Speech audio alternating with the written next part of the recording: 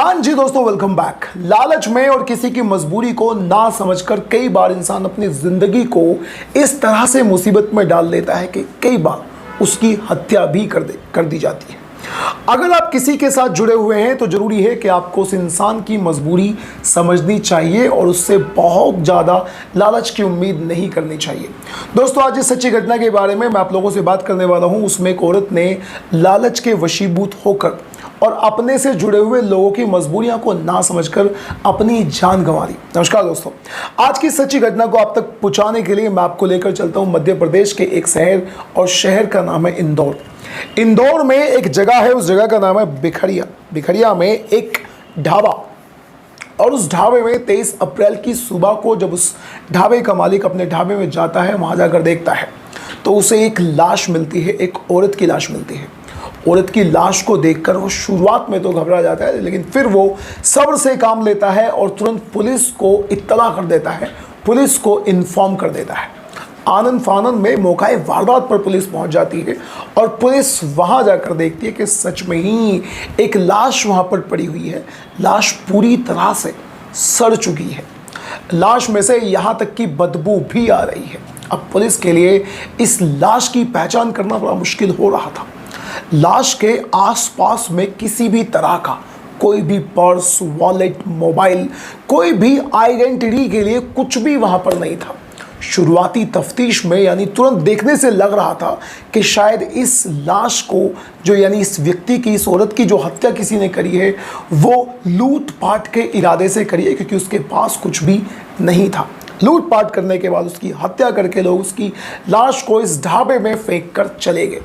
लेकिन दोस्तों, फिर पुलिस अपनी तरफ से जब छानबीन शुरू करती है तो पता चलता है कि वहीं पर टीला जमालपुरा थाने में मलखान नाम के एक व्यक्ति ने अपनी पत्नी के मिसिंग होने की रिपोर्ट दर्ज कराई है। मलखान से पुलिस बातचीत करती है और इस डेड बॉडी को मलखान को दिखाती है। मलखान इस डेड बॉडी को देखकर तुरंत चिल्ला जाता है, क्योंकि वो कोई और नहीं बल्कि मलखान की ही पत्नी, जिसका नाम था प्रीति कुशवाहा, वो प्रीति कुशवाहा ही थी। अब दोस्तों, पुलिस के लिए इस डेड बॉडी को पहचानना तो आसान हो गया था, क्योंकि वो प्रीति कुशवाहा की लाश थी, मलखान की जो पत्नी थी।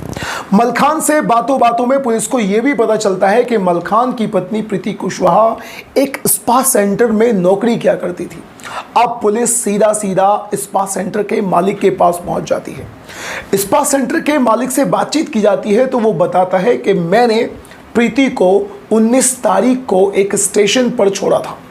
अब सीधा वहां पर पुलिस पहुंच जाती है तो पुलिस को पता चलता है कि सच में ही सीसीटीवी कैमरास को खंगालने के बाद पुलिस ने देखा कि सच में ही स्पा सेंटर के मालिक ने उसको स्टेशन पर छोड़ा था। स्टेशन पर से वो औरत एक ऑटो में वहां से बैठकर गई थी। पुलिस पूरी छानबीन जब करती है तो वो ऑटो एक सरफराज नाम के व्यक्ति का निकलता है। पुलिस सरफराज को भी उठा लेती है और अब पुलिस ने इस प्रीति कुशवाहा के फोन को, उसकी जो कॉल डिटेल्स थी उनको निकलवाना भी शुरू कर दिया। कॉल डिटेल्स को निकलवाने के बाद पता चलता है कि उसकी एक व्यक्ति से बात हुई थी लास्ट टाइम, और उस व्यक्ति का नाम था आदित्य। असल में आदित्य भी एक ऑटो ड्राइवर ही था, लेकिन जिस ऑटो में वो औरत बैठकर गई थी वो सरफराज नाम के किसी व्यक्ति का था। अब पुलिस सीधा आदित्य को भी उठा लेती है और आदित्य और सरफराज दोनों से बातचीत का यानी इन्वेस्टिगेशन का सिलसिला शुरू हो जाता है। शुरुआत में सरफराज और आदित्य नाम का ये व्यक्ति दोनों पुलिस को बरगलाने का पूरा काम करते हैं, पुलिस को बहलाते हैं, नई नई बातें पुलिस को बनाते हैं। लेकिन बहुत जल्द ही इनका सब्र टूट जाता है और फिर असल पोल पट्टी खुलकर सामने आती है और ये दोनों इस बात को स्वीकार कर लेते हैं कि हमने ही प्रीति कुशवाहा की हत्या करी है। लेकिन सवाल अभी भी वही है कि हत्या करी है तो करी क्यों है। उस पर आदित्य टूट जाता है और आदित्य फिर अपनी तरफ से एक सच्ची कहानी को बताना शुरू कर देता है, और वो बताता है कि असल में जो प्रीति कुशवाहा थी वो एक स्पा सेंटर में तो काम किया ही करती थी, उसके साथ साथ वो ब्याज पर पैसे भी दिया करती थी, और ब्याज पर पैसे लेने वालों में से आदित्य नाम का ये व्यक्ति भी एक इंसान था। उसने प्रीति कुशवाहा से ब्याज पर कुछ पैसे लिए हुए थे, लेकिन वो किसी भी अंदाज में तमाम कोशिशें करने के बाद भी उसके पैसे नहीं लौटा पा रहा था। लेकिन प्रीति कुशवाहा को तो जैसे तैसे पैसे अपने चाहिए ही थे, इसीलिए वो जब भी कभी आदित्य जो भी पैसे कमाता था उन पैसों को उससे ले लिया करती थी, उससे छीन लिया करती थी, ये कहकर के कम से कम अगर तुम मेरा जो मैंने पैसे दिए हुए हैं उन्हें नहीं लौटा पा रहे तो कम से कम ब्याज तो भरो। इस ब्याज को भरने के चक्कर में उसका सारा पैसा प्रीति कुशवाहा की तरफ चला जाता था।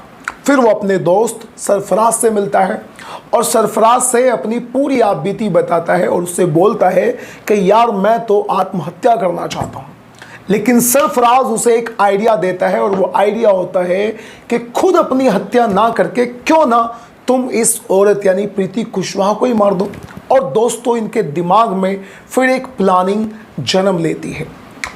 आदित्य और सरफराज दोनों दोस्त मिलकर अपने साथ में एक नाबालिग और एक दोस्त को और को मिलाकर प्रीति कुशवाहा को 19 अप्रैल, जी हाँ 19 तारीख को अपने पास बुलाते हैं और वो उसे आनंद नगर, एक जगह है इंदौर में, आनंद नगर की तरफ से लेकर जाते हैं और रायसेन की तरफ सरफराज के ऑटो में बिठाकर लेकर चले जाते हैं और उसकी हत्या कर देते हैं एक जंगल वाले एरिया में को ले जाकर। वो एरिया था बिखरिया और वहीं पर उन्हें एक ढाबा नज़र आता है। उस ढाबे में वो उसकी लाश को वहीं पर फेंक देते हैं। उसके आजू बाजू के पास जितना भी उसके पास सामान था, हर सामान को, उसके मोबाइल को भी एक नदी में फेंक देते हैं। उन्हें कहीं ना कहीं लग रहा था कि सामान को फेंक देंगे, मोबाइल को इस तरह से नदी में फेंक देंगे, शायद पुलिस को कानो कान भी खबर नहीं होगी और हमारा काम भी हो जाएगा।